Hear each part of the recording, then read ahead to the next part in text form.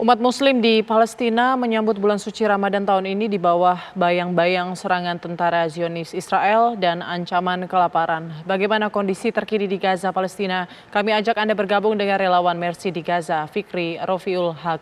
Assalamualaikum, Fikri. Waalaikumsalam warahmatullahi wabarakatuh.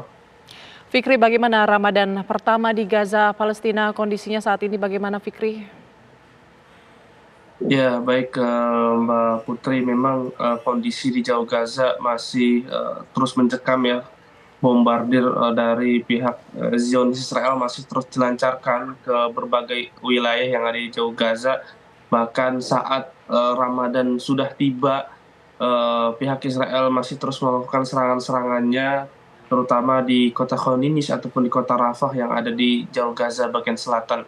Sehingga setiap hari jumlah korban terus bertambah dan juga eh, dari rilis Kementerian Kesehatan Palestina mengatakan sampai saat ini terdapat 31.000 lebih warga yang sudah meninggal, di antara mereka 13.400 lebih dari kalangan anak-anak dan 9.000 lebih dari kalangan wanita, serta 364 tim medis dan juga 133 jurnalis yang menjadi ikut target serangan Israel sejak 7 Oktober lalu. Dan korban luka-luka juga sudah mencapai angka 72.600 lebih, di mana sekali lagi mayoritas mereka adalah anak-anak dan perempuan.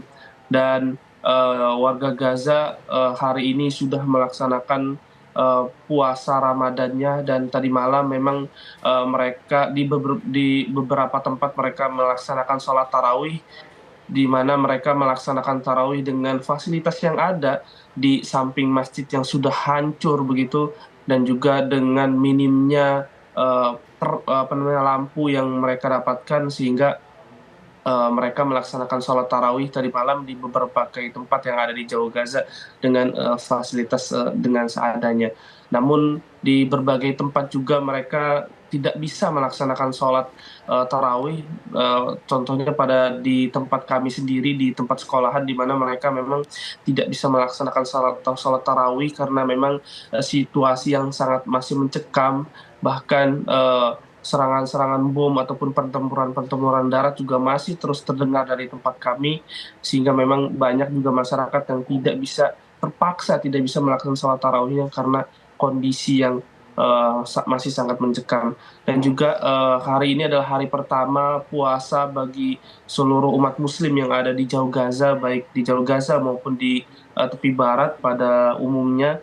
Namun yang sangat disayangkan, Kementerian Kesehatan Palestina mengatakan bahwa ada 2.000 tim medis yang mereka eh, berpuasa tanpa sahur, terutama tim medis yang bekerja terus selama 24 jam yang ada di Jalur Gaza Utara, karena mereka terus melakukan perawatan-perawatan terhadap korban-korban agresi maupun perawatan terhadap korban yang terjangkit penyakit menular, karena memang ada 700.000 warga yang terjangkit penyakit menular, sehingga memang tim dokter juga kerepotan mengurusi penyakit-penyakit tersebut, karena mereka harus mengurusi warga yang terjangkit penyakit dan juga warga yang terkena akibat agresi militer Baik, Israel yang setiap harinya terus bertambahan.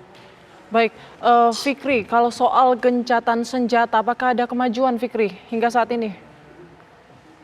Ya, mengenai gencatan senjata, memang pada minggu ini pada awal Ramadan ini memang gencatan senjata sudah kandas ya, di mana memang persyaratan-persyaratan dari pejuang Palestina ataupun Hamas ditolak oleh pihak Israel, di mana memang pejuang Palestina ini meminta berakhirnya perang ataupun gencatan senjata secara permanen, dan juga penarikan penuh terhadap pasukan Israel yang ada di Jalur Gaza dan persyaratan-persyaratan lainnya.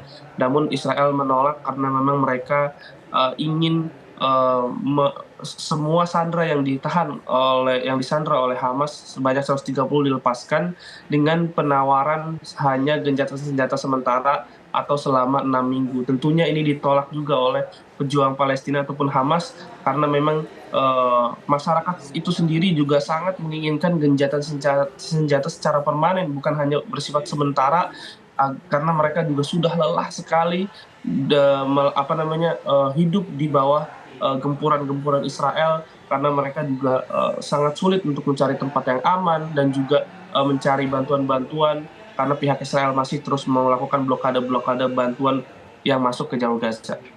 Baik Fikri, saya tidak bisa membayangkan ya bagaimana warga Palestina terpaksa tidak melaksanakan sholat tarawih ataupun ibadah lainnya karena memang masih dibayang-bayangi oleh serangan Israel yang bisa mengancam kapanpun. Kita tetap terus mendoakan agar warga Palestina bisa tenang ya, paling tidak menjalankan ibadah puasanya selama sebulan ini bisa tenang dan lancar tanpa harus ketakutan begitu ya dengan ancaman serangan Israel. Jaga kesehatan selalu, Fikri. Terima kasih atas informasinya. Assalamualaikum warahmatullahi wabarakatuh.